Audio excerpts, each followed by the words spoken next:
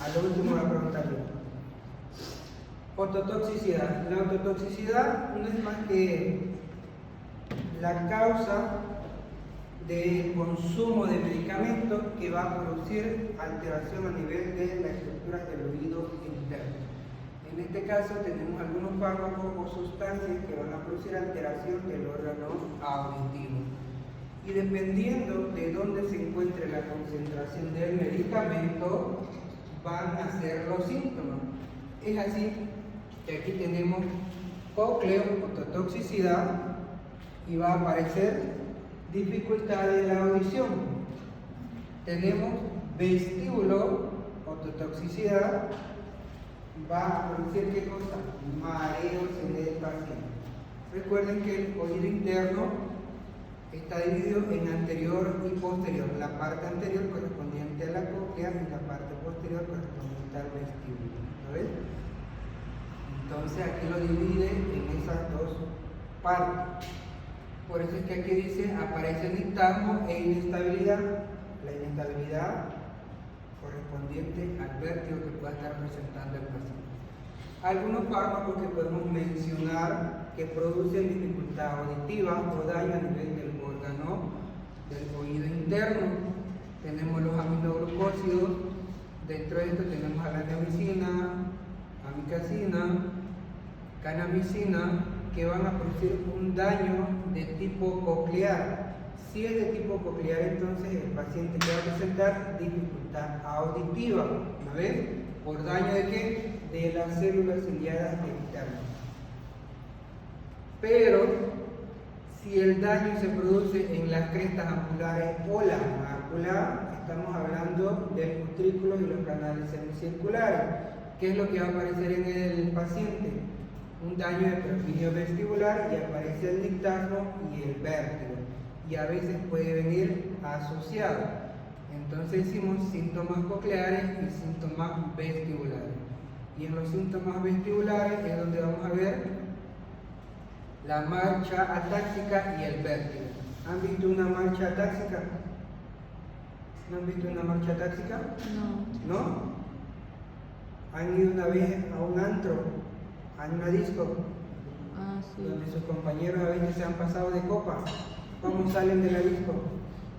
De un lado.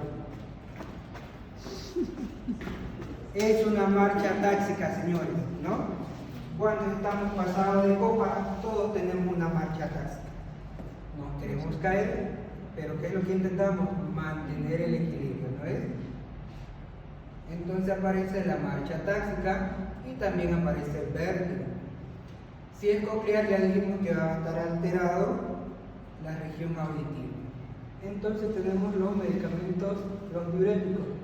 En este caso tenemos la furosemida y el ácido etaquílico. ¿Qué van a producir esto? El aumento de la concentración de sodio en la endolimfa va a producir ¿qué cosa? Un daño cocleovestibular. ¿Esto qué quiere decir? Que el paciente va a tener dificultad tanto de la audición y del equilibrio. Recuerden que tanto en los líquidos de la endolinfa y perilinfa son ricos en potasio y sodio. Por eso es que aquí dice el aumento de la concentración de sodio en la endolinfa posterior, ¿qué es lo que va a causar? Daño a nivel vestíbulo coclear. ¿Por qué? Porque va a producir destrucción de las células ciliadas externas. ¿De dónde? De la cóclea. Por lo tanto, este medicamento o estos medicamentos pueden hacer un daño de tipo transitorio o permanente. Transitorio porque si nosotros nos damos cuenta que el paciente está consumiendo algún tipo de estos medicamentos diuréticos, podemos suspenderlo. Y al suspender el medicamento, el paciente va recuperando paulatinamente la audición. Pero si no nos damos cuenta que ha sido a causa de estos medicamentos, pues que continúe con el medicamento y le damos antivertiginoso. ¿Qué es lo que estamos produciendo? Que la concentración de sodio aumente en la endolimfa. ¿Y qué va a producir? Una lesión de tipo permanente. Y si es permanente, ¿qué va a aparecer? Una hipoacusia neurosensorial. Los antineoplasias también producen alteración a nivel de la estructura del oído interno. Aparece una hipoacusia neurosensorial que puede ser permanente o reversible, lo mismo que el anterior, ¿no ves? Dosis iniciadas a partir de 200 miligramos de concentración a nivel de las estructuras del órgano auditivo empiezan a aparecer los síntomas. Este también va a producir síntomas cocleovestibulares, es decir, con compromiso de qué? De la audición y del equilibrio. Antipalúdicos, sobre todo aquellos que son derivados de la quinina. Este medicamento hay que tener mucho cuidado, sobre todo en aquellas mujeres que están embarazadas, y debe evitarse, sobre todo, darse en el primer trimestre del embarazo, porque esto puede producir una hipoplasia congénita, donde el paciente va a aparecer con una sordera total por el consumo de la quinina. Y si es una sordera congénita, pues se va a acompañar de ¿qué? De hipoacusia neurosensorial o de percepción. Los salicilatos, incluido la aspirina, ácido acetilsalicílico. Estos medicamentos, la concentración a nivel de estas estructuras van a causar una hipoacusia también. ¿Qué va a tener? ¿Qué va a traer como consecuencia? Alteraciones, sobre todo en las frecuencias agudas. El daño que puede producir, transitorio o permanente. Y entonces aquí vemos que la concentración de salicilato en la perilinfa está controlada ¿por qué? Por el transporte sanguíneo directo. Y a su misma vez por el líquido cefalorraquídeo. Por lo tanto, va a producir una alteración a nivel de estas estructuras del oído interno. Creo que este es el último tema. No. Igual que ustedes no quiero no saben cuál. No da para terminar. Las enpuntas recién son. La enfermedad de Meniere's. Vamos a conocer que la enfermedad de Meniere's es por el aumento del líquido endolinfático y perilinfático, ¿dónde? En los canales semicirculares. Pero vamos a tener en cuenta que si el aumento de líquido se da en el laberinto posterior, nos va a producir síntomas vestibulares, es decir, pérdida de equilibrio. Pero si el aumento de líquido se da en el laberinto anterior, nos va a dar una patología coclear, es decir, con dificultad de la audición. Y cuando hay compromiso tanto del laberinto anterior como del laberinto posterior, es lo que vamos a conocer como enfermedad de Meniere's, también conocida como hidrolaberíntico o hidroendolinfático, que es una inflamación de ¿qué? De las membranas del oído interno, con aumento de líquido endolinfático y perilinfático. ¿Qué es lo que va a pasar? El aumento del líquido a nivel de las estructuras del oído interno, ¿qué va a producir? Observen aquí cómo se encuentra el órgano de corte, como si lo estuvieran aplastando. Y aunque no la vean por aquí, hay una membrana, aquí hay una membrana, es una membrana de que divide, o es como la rampa, porque va a dividir tanto la región de la perilinfa con la endolinfa. Esta en ocasiones puede romperse y se pueden mezclar los líquidos, y esto se va a acompañar de destrucción de las células internas del oído. Es por eso que decimos, si se produce la mezcla de este líquido, aumenta ¿qué cosa? El potasio. Recuerden que yo les dije que estas estructuras son ricas en sodio y potasio.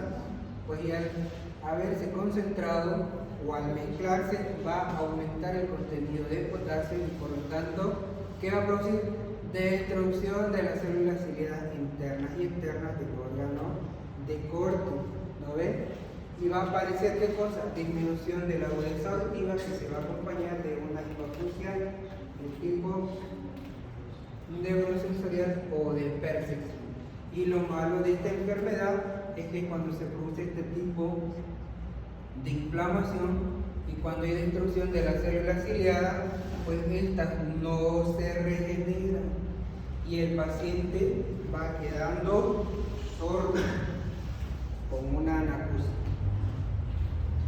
cuanto a su etiología, la etiología de la enfermedad de Berger no es bien conocida, sin embargo la asocian a la falta de vitamina, a trastornos simpáticos y vasomotores, o inclusive algunos autores la relacionan a infecciones locales o por traumas directos a nivel de la estructura del oído interno. Y la gran mayoría la relaciona que tiene una predisposición hereditaria por la cual se pueda producir la enfermedad de Berger. En cuanto al diagnóstico, el diagnóstico está dirigido directamente a 3 síntomas: hipoacusia fluctuante, vértigo y acúfeno, es decir, ruidos que solo escucha el paciente. Y la hipoacusia fluctuante es que aparece por momentos la disminución de la agudeza auditiva, el paciente vuelve a escuchar y posteriormente vuelve a aparecer la disminución de la agudeza auditiva. Esta patología se trata o controla, pero no se cura. Por lo tanto, entonces,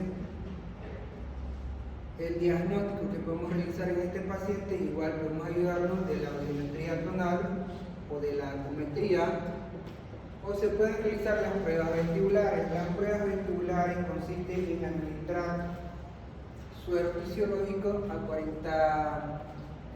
durante 45 segundos en el conducto auditivo con el objetivo de estimular el nistagmo. ¿Para qué queremos saber el nistagmo? Para poder identificar cuál de los órganos auditivos es el que está dañado, si el oído derecho o el oído izquierdo. Va a aparecer un nistagmo en el paciente. En cuanto al diagnóstico diferencial, lo podemos hacer con la displasia Montier, la sífilis congénita, trauma del hueso temporal, es decir, si el paciente recibe algún golpe, fístulas perilinfáticas que pudieran producir este tipo de alteración, vértigo postural paroxístico.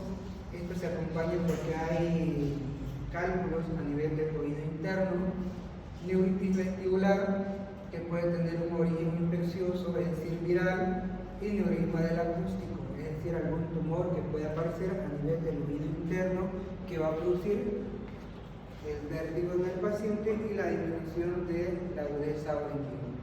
En cuanto al tratamiento, vamos a poner al paciente reposo en penumbra, es decir, que el paciente tiene que estar semisentado con reposo relativo.